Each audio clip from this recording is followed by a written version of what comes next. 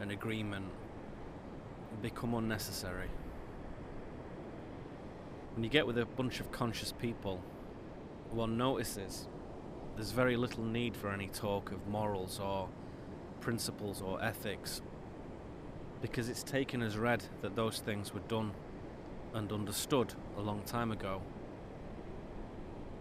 They don't need to be pored over and articulated and refined. They can kind of be done away with, because we know that now. It's right inside us.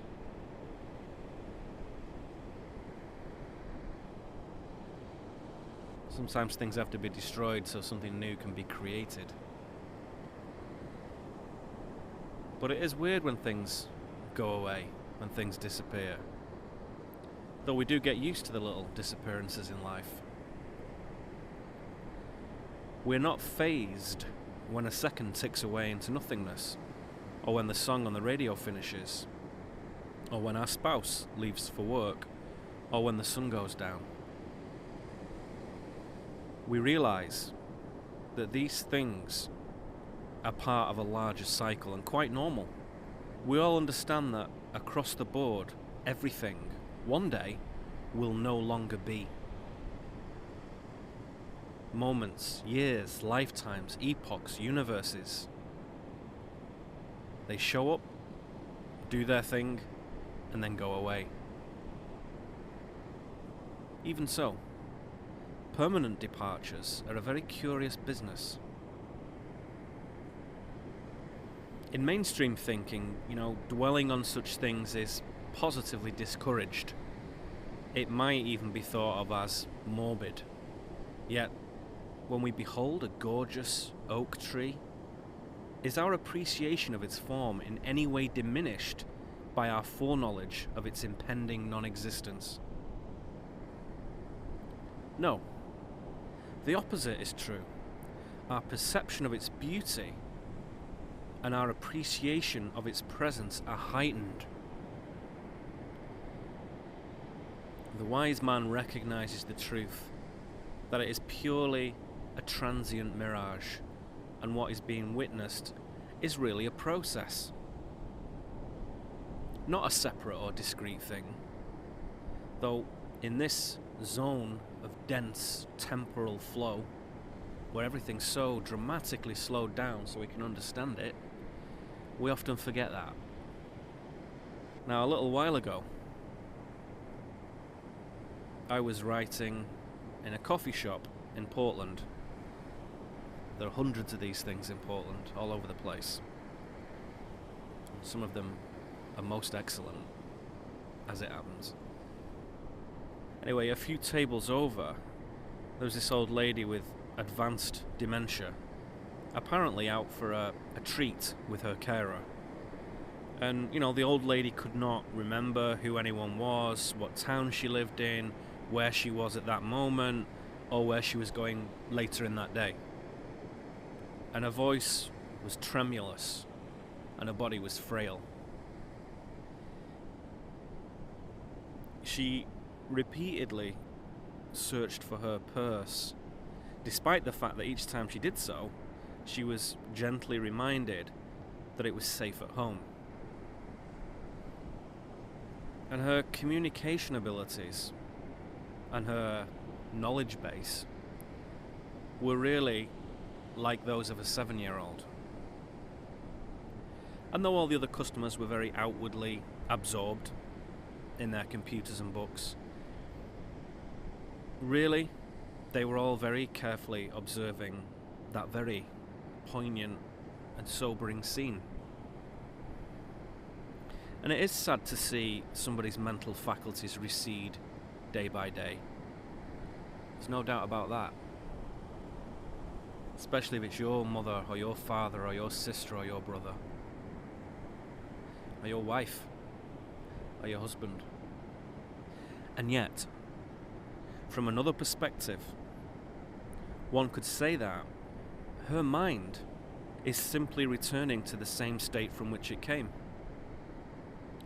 A state that we know nothing about and has no physically evident relationship to our accustomed third density world.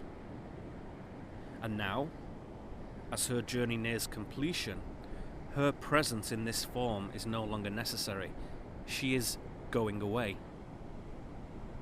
And this points to the very heart of the matter.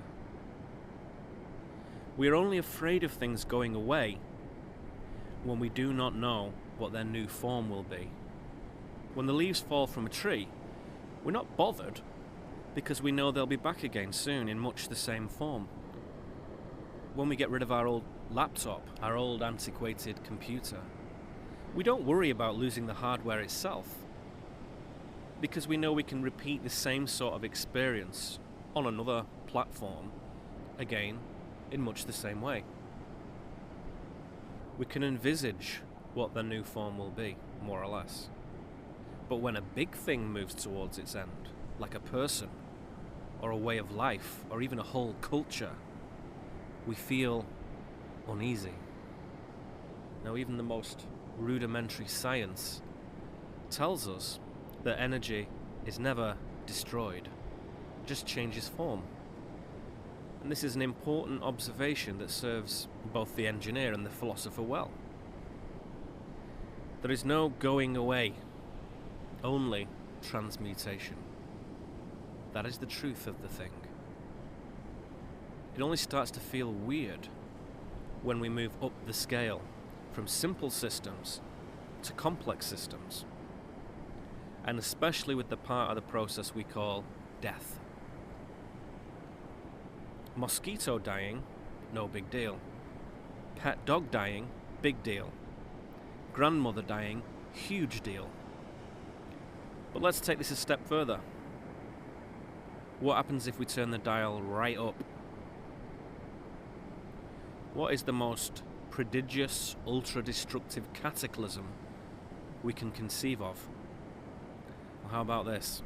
The entire galaxy being consumed by a supermassive black hole.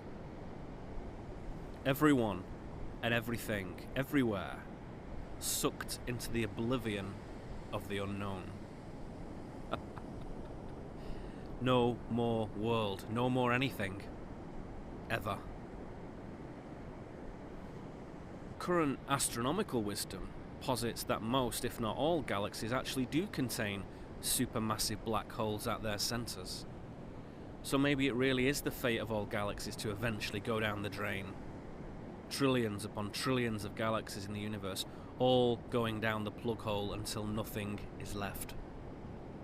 Wow. Sounds like a big deal. But will you not concede that the impact of a pet dog permanently disappearing, should we say, is somehow as significant as the end of the whole universe? Maybe even more so. There is a curious lack of meaning at the macro level, at the top end of the macro level. It's hard to relate to. But this hasn't stopped millions of people worrying unduly about prognostications of doom. As you may have noticed, the 13th Mayan Baktun ended on 21st of December 2012, or thereabouts. Now, some think a little sooner, some a little later, but you get the idea.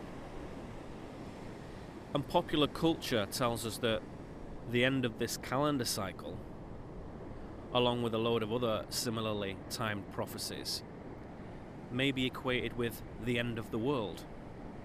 And that's a peculiar idea, I think. One that many Mayan elders who know what they're talking about also find peculiar.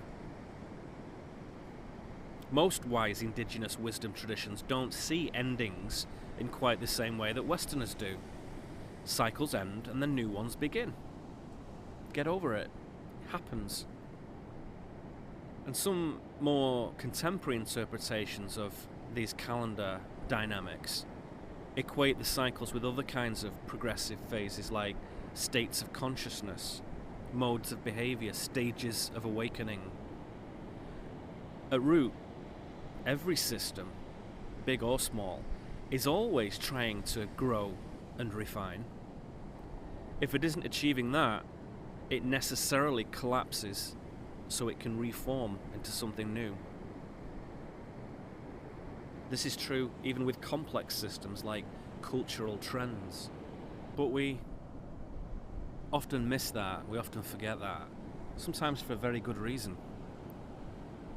After the devastating physical and mental damage of World War II, a social conditioning instruction of passivity was very easy to install into billions of war-weary citizens of both Allied and Axis powers, as it were, spread throughout the world.